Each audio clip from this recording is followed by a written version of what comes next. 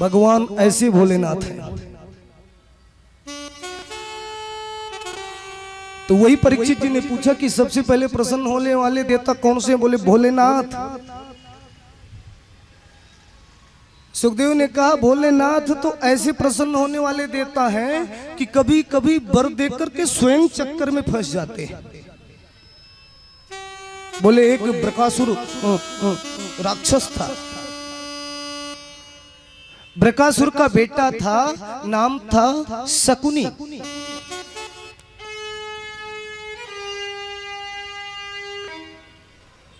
वो जो बृकासुर राक्षस था,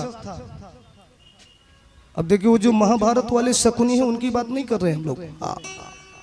वो तो बड़े विचित्र आदमी थे।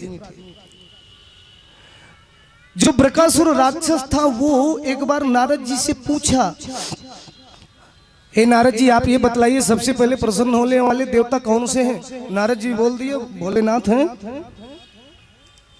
अब बृकासुर गया, भगवान भोलेनाथ की स्तुति करने लगा। स्तुति करते करते करते करते जब भगवान भोलेनाथ प्रकट नहीं हुए तो हाथ काट करके चढ़ा देता भगवान भोलेनाथ पर, कभी पैर काट करके भोलेनाथ पर चढ़ा देता। तब भी जब भगवान भोलेनाथ नहीं प्रकट हुए तो गर्दन काटने को तैयार हुआ। बोले गर्दन ही काट के चढ़ा देता। भगवान प्रकट हो गए, रोक दिए, नहीं बृकासुर मांग लो वर क्या चाहिए। बृकासुर ने कहा महाराज आप एक ही वरदान मुझे दे दो, हम लोग उसको भस्मासुर भी बोलते हैं। बृकासुर ने कहा महाराज एक ही वर ये दे दो, यस्य यस्य कर्म शीर्षणी धास्य सा मृतामिति। मतलब जिस किसी के सर पर हाथ रख दूं जल करके भस्म हो जाए, यही वर दे दो। भगवान भोलेनाथ ने बिना समझे बूझे बिना विचार किए बोल दिया ठीक है एवं मस्तु, जिस किसी के सर पर तुम हाथ रखोगे वो जल करके भस्म हो जाएगा, तुरंत राख की ढेरी हो जाएगा। अब हुआ क्या,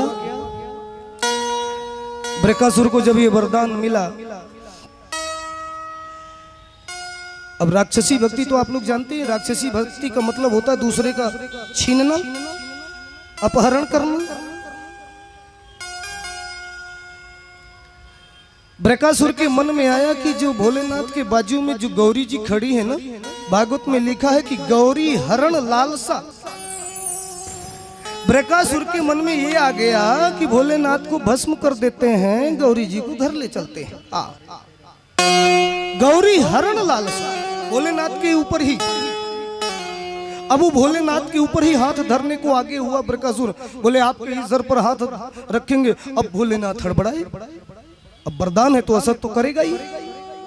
अब भोलेनाथ आगे आगे पीछे पीछे बृकासुर। अब भोलेनाथ बड़ी तेजी से भगे, भगते भगते लगभग 40 किलोमीटर प्रति घंटे की रफ्तार से भगे।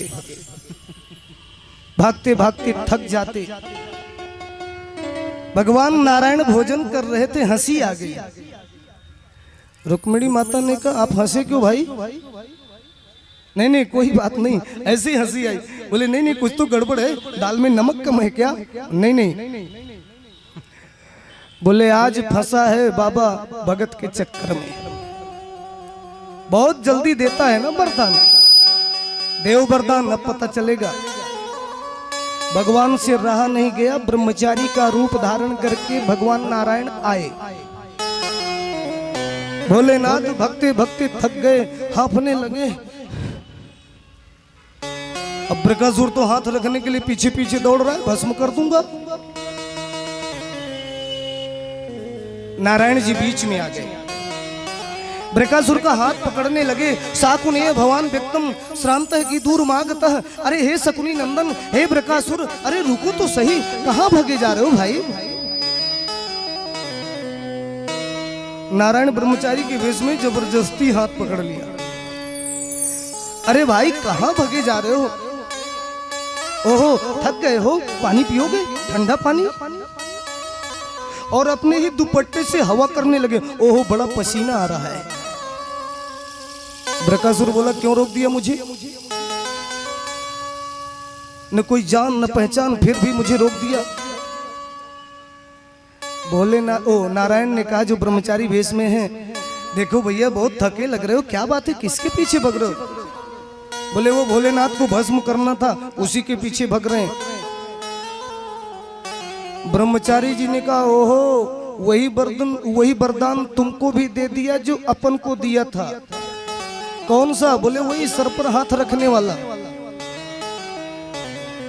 भैया कुछ नहीं होता जाता, ये वरदान ऐसे देता रहता है और फिर वरदान देकर के भागने का नाटक करता है कि जो वरदान पाता है वो सोचता है वरदान सच्ची होगा तभी भाग रहा है, कुछ नहीं होता। लेकिन मैं कितना विचित्र आदमी हूं, क्यों रोक दिया तुझे? सुनो, 2 4 10 दिन पीछे पीछे भगते रहोगे, कुछ होने जाने वाला नहीं है। एक बात बताओ, कभी किसी के ऊपर हाथ रखने से कोई भस्म होगा क्या? ये वरदान बिल्कुल गलत है। हमको तो 2 4 बार ये वरदान मिल चुका है, लेकिन आज तक किसी को जलाना फूकना तो बड़ी दूर की बात, किसी को हम आज तक गर्म ही नहीं कर पाए। हाँ, बृकासुर आश्चर्य में पड़ गया, कैसा वरदान है भाई? ब्रह्मचारी जी बोले कुछ नहीं हुआ, कोई वरदान नहीं है।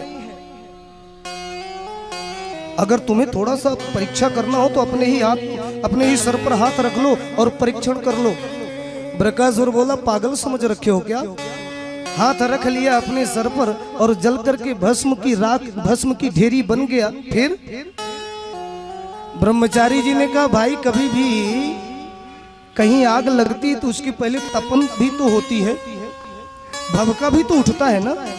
आप ऐसे हाथ करोगे, अगर थोड़ा सा आपको गर्माहट महसूस हो ना, हटा लेना, अपनी तो हाथ है। बोले ऐसे हाथ करो। बृकासुर ने ऐसे हाथ किया, भगवान की वाणी में आ गया। जब ऐसे हाथ किया, बोले गर्माहट लगी? बोले नहीं। बोले और थोड़ा नीचे करो, गर्माहट कुछ भभका महसूस हुआ? बोले बिल्कुल नहीं। बोले भैया सही कह रहा हूं, कोई कुछ नहीं होता। आप हाथ को सर पर रख ही लो। अब देखिए वरदान का प्रभाव तो ये होता है कि एक तिल भी हाथ अगर ऊपर है तो कुछ नहीं होगा, और हाथ जैसे ही रखेगा तैसे ही जलकर के भस्म हो जाएगा। बृकासुर और नीचे किया, बोले कुछ हुआ? बोले कुछ नहीं।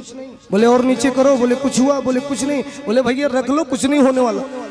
बृकासुर ने जैसे ही हाथ रखा, तुरंत जल करके भस्म की राख की ढेरी बन गया। भोलेनाथ एक झाड़ी के पीछे छुपे हुए थे, सब वहीं से तमाशा देख रहे थे। भोलेनाथ आए हाँफते हुए, प्रभु नारायण बहुत बड़ी कृपा की। नारायण ने कहा भोले बाबा भक्तों को थोड़ा ठोक पीट लिया करो, ये बहुत अटपटे वरदान मांगते हैं। ऐसा वरदान मत दो कि जो अपने ही गले की घंटी बन जाए। कहने का अभिप्राय यह है कि भोलेनाथ तो अपना भी नहीं सोचते वरदान देने में। सुखदेव जी महाराज परीक्षित को वृत्तांत तो सुनाए, परीक्षित बहुत आनंदित हुए।